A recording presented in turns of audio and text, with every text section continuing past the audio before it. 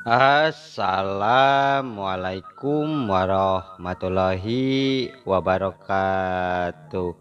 Wilujeng tepang dangu deui sareng kince. Alhamdulillah kanggo dinten ayeuna tiasa nepangan deui.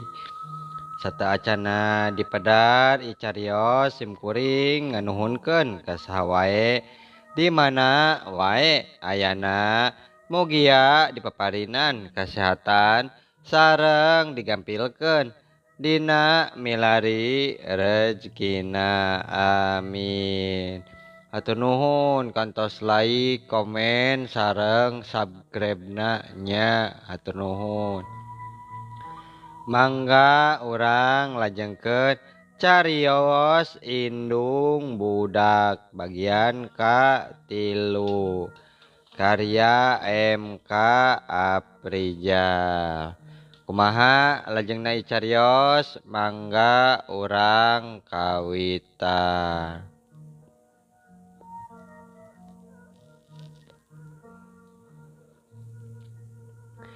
Saminggu sanggeusna nya harita kuring balik ti kantor rada beurang ngahaja ngarah cukup waktu nyalse dahar nyalse mandi jeung ganti pakaian ku jas nu resmi teu kudu rurusuhan kituna teh walimahan mah teu dilaksanakeun teh bada isya wae di imah Kang Wardi lancek pituina marni.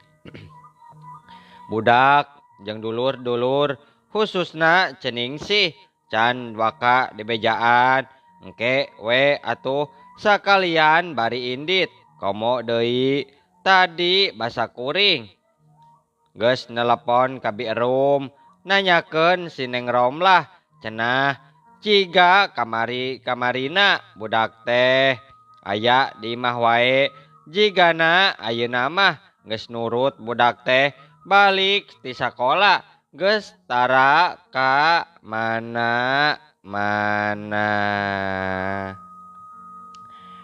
Tadina mah jam 1 tos aya di bumi eta teh tara ka mana-mana si Neng mah. Jam 1 langkung teh sakedik dongkapna teh duh ti sakola kitu tapa. Tadi mah jam 12 kirang teh tos di bumi wae Neng teh. Da saurna mah cenah aya pelajaran, teu aya pelajaran cenah daah bebas wae kitu Pak saurna teh. Kituna teh jawaban Birum matak pigambiraeun pisan matak kuring percaya yen budak geus robah kalakuan nana. Jam 4 leuwih jigana kuring nepi ka imah kamar budak nutup pantona jigana keur diajar atawa keur sare nya Birum oge saenggeus nutupkeun panto gerbang mah katingali rurusuhan balik deui ka dapur.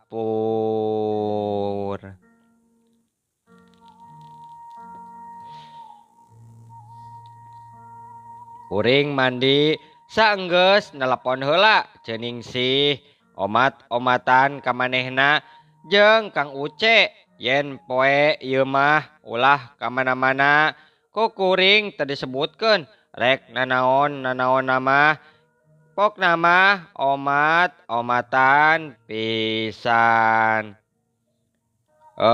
Cek pokona mah aya perlu wae nya cek kuring ngomong kitu terus nutup telepon ngarah manehna tong loba barang tanya.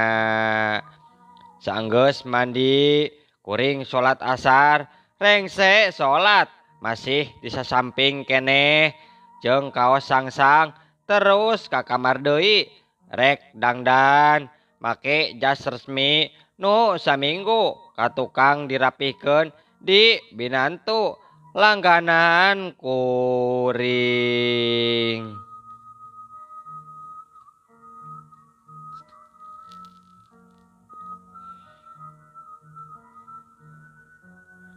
ngan basa rek menta kaluhuranana rek sadar kuring teh tadi beerum teu jiga biasana manehna teh mun kuring keur dahar barang penta nu lain tapi tadi beerum jiga jalma anu sasah pisan. Duh kunaon beerum teh nya moal kitu manehna teh butuheun duit. Nah, teu nyarita atuh ari butuh duit mah ka kuring cek garentes hate ngingetan bulan ieu teh rarasaan poho can kasiwer mayar gaji manehna. Troy kuring katempo kalender dina HP nya geus kaliwat 2 poe ke atuh geus beres dangdan rek dibayar.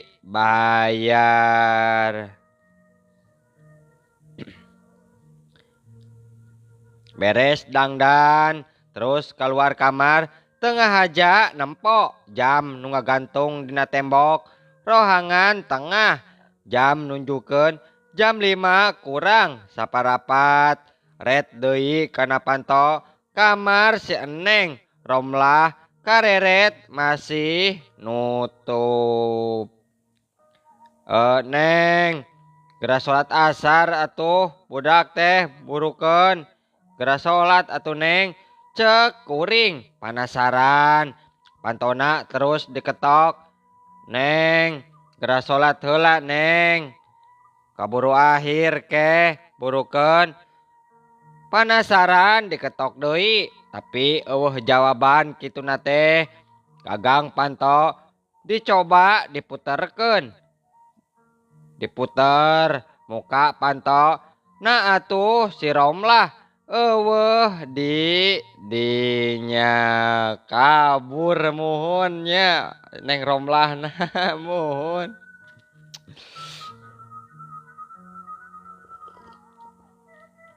Birum saharita kuring tarik ngagero ka birum nu teu lila manehna datang bari bobongkokan. Mohon Pak priogi naon Bapak teh beungeutna meuni sepa terus tungkul saenggeus saliwat manehna nempo ka kamar budak anu muka bi si Eneng kamana geuning eueuh teu sabar kuring nyentak wae nanya kamana budak tapi biarum teu ngajawab malah beuki tungkul. Kamana atuh bi budak teh ieu? Kamana? Sugan atuh bibi mah apal? Yeuh, jigana salila ieu bibi ngajawab si Romlah teh aya di imah.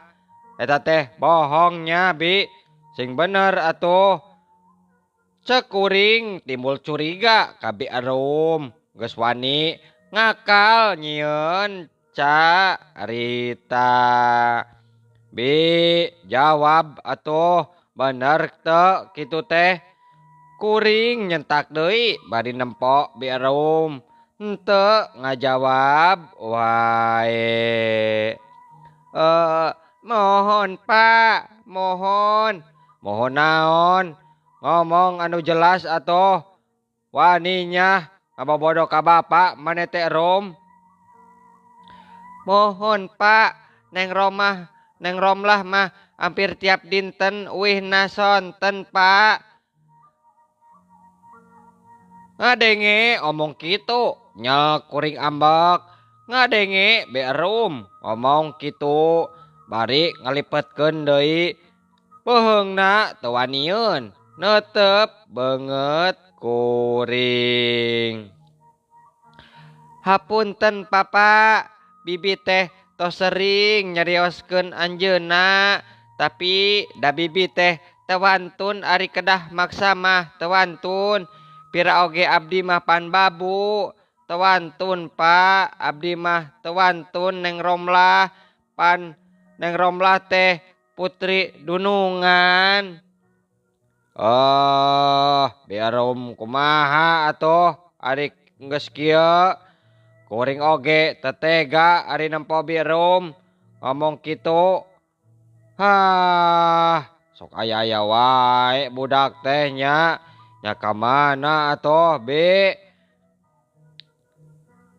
Cek kuring nya tepira oge manehna di dieu teh ukur babantu nya lain dulur lain baraya pimanaeun wani numpang kahayang anak dunungan kituna teh nya kuring ukur bisa ngusap dada terus ngaleos ka kamar rek nyokot HP.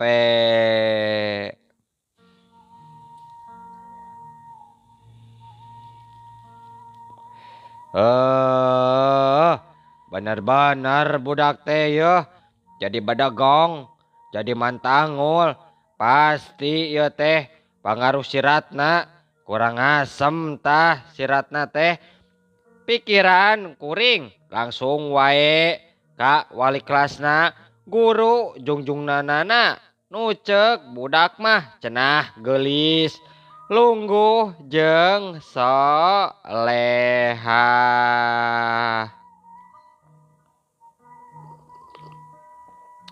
Jeung nyaho ti mana deui nu jelas kacamata nu sakieu kandalna ge jika ditutup keler nu disebut gelis lolong sugan panon budak teh kitu puguh banget nage gelis kene si Marni atuh.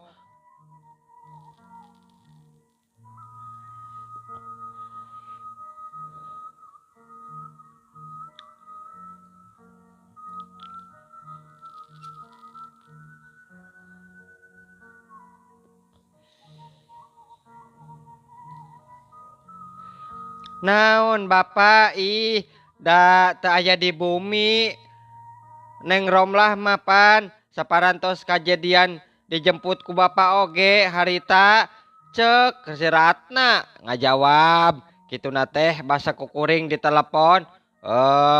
No bener ibu tong nutupan nya ongkohna ibu pan jadi guru jadi guru teh tapi sapanjang di sekolah atuh gerak ieu teh tong nepikeun ka geus di luar sekolah pipilueun masih di guruan wae atuh cek kuring teu bisa deui ngontrol emosi nggak jelentuk wae ngomong gitu teh kurang ajar maneh teh malah ditelepon ku manehna ditutup pas ditelepon deui ngan ngajawab ku mesin seluler tutat tutut ditelepon deui nah geuning make dipareuman nomor yang Anda tuju tidak bisa dihubungi atau sedang berada di luar jangkauan. Kurang ajar siratna teh geuning.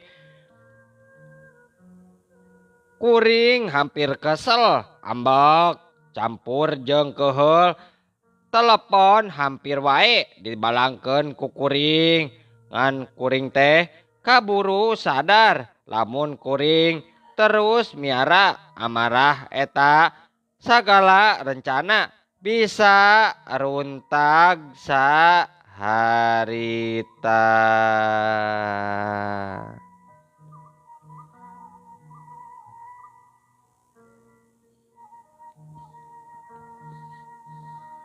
Nya geus kitu mah kuring ngusap dada terus wae make jas kaluhuran geus kitu mah langsung wae ka garasi bawa mobil mangprung rek ngajemput Cek Ningsih jeung Kang Uce paduli teuing soal budak mah isuk rek nurut deui rek henteu kumaha wae karepna.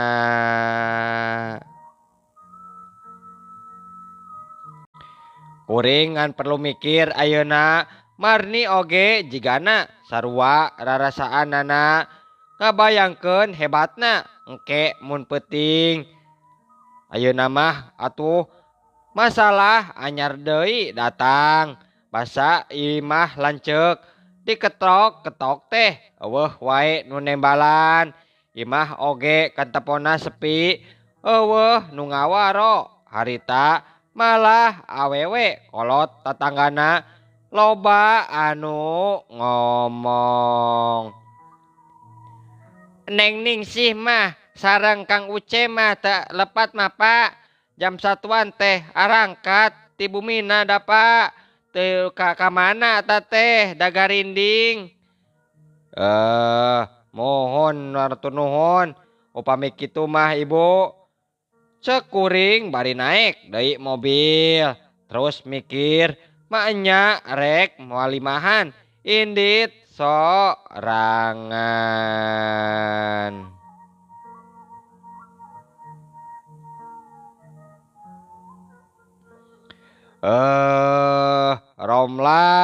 Romlah dasar maneh teh bener-bener nyusahkeun ka bapa teh gebug wae setir mobil teu sadar kukuring digebug.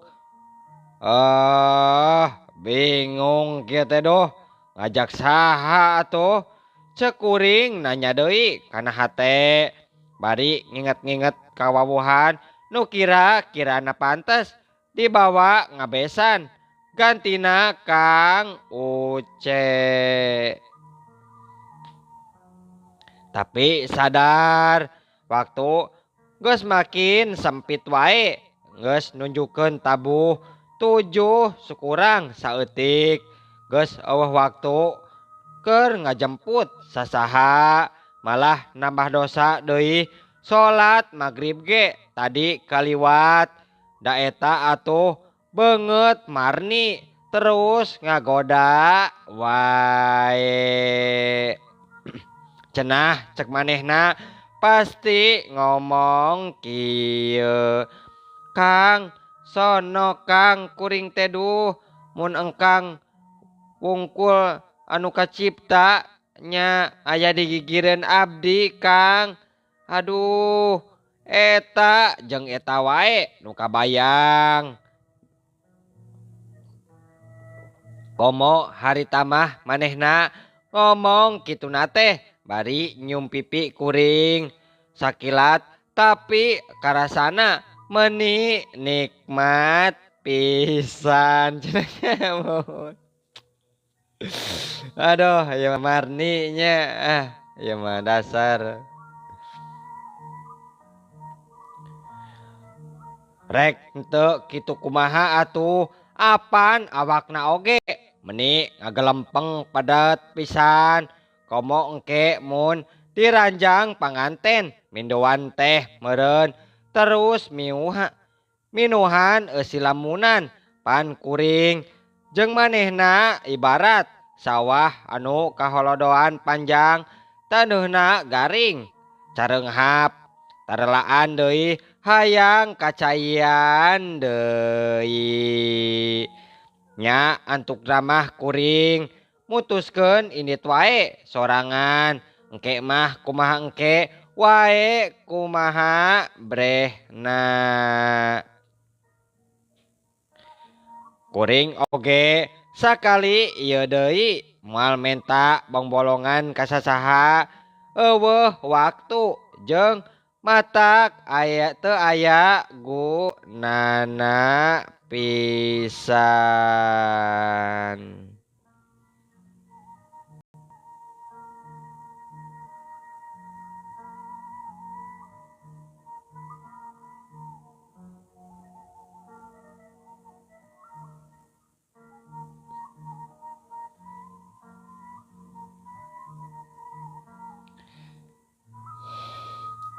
Nya 7:30 pas kuring nepi ka imah Kang Wardi tempat diayakeun walimahan kuring jeung Marni ti saturuna tina mobil nu diparkir di tukangeun mobil Honda Jazz teh cekelan Marni nu dibeli ku kuring saminggu ka tukang.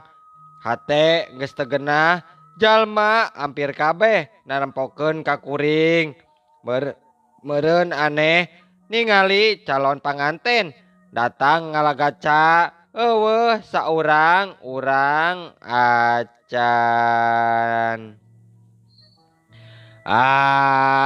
Tapi paduli teuing kuring mah teu warawuh ieu ongkohna beres dirapalan Marni mah rek langsung wae dibawa ka imah moal pasang rok deui jeung maranehna cek kuring kituna teh terus ngungkung wae di teras imah dipapag jeung dibagiakeun ku Kang Wardi nu rek ngawakilan Marni digandeng diasupkeun ka imah jero nunggeus loba jalma ngariung bari dariuk sila.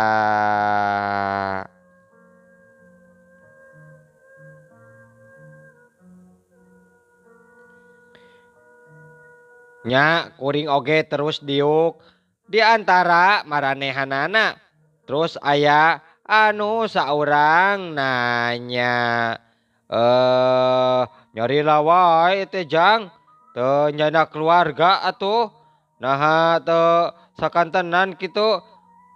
Saurna pan gaduh putra nya ka mana eta teh? Teu lila saenggeus sasalaman jeung jelema nu aya lalaki kolot teh make sorban jeung kopiah nanya ka kuring, mohon Pak kalaresan pun lanceuk nuju aya kapapaitan ieu teh pun anak nya kitu sami deui tatiasa dicandak dan nuju akhir semester ujian di sakolana Pak.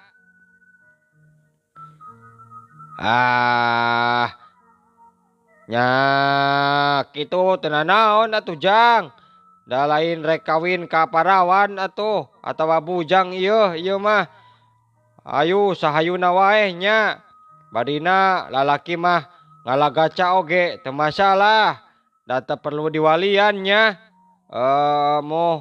Mohon.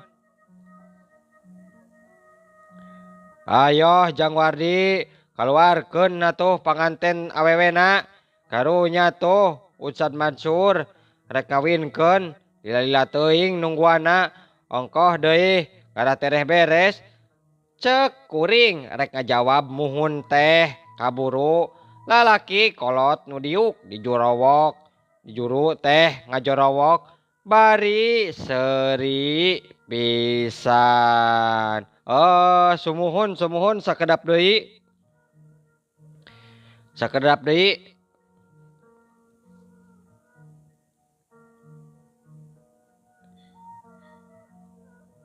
Cek Kang Wardi terus cengkat asup ka kamar tukang teu lila kaluar deui dituturkeun ku pamajikanana nu ngagandeng Neng Marni. Mohon ya Neng Marni.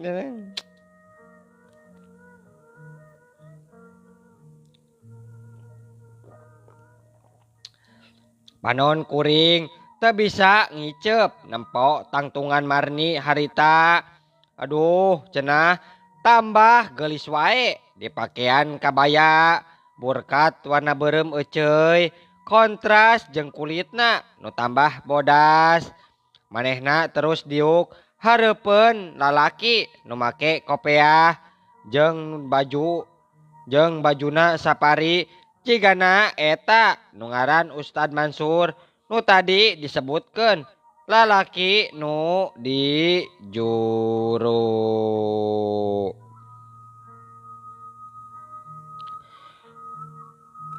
Meuni reuwas keur anteng netep mari asa digebah kuring gewat nangtung diuk digigireun Marni nyang hareup ka Ustad Mansur nu ngarangkep lebe jiga nama.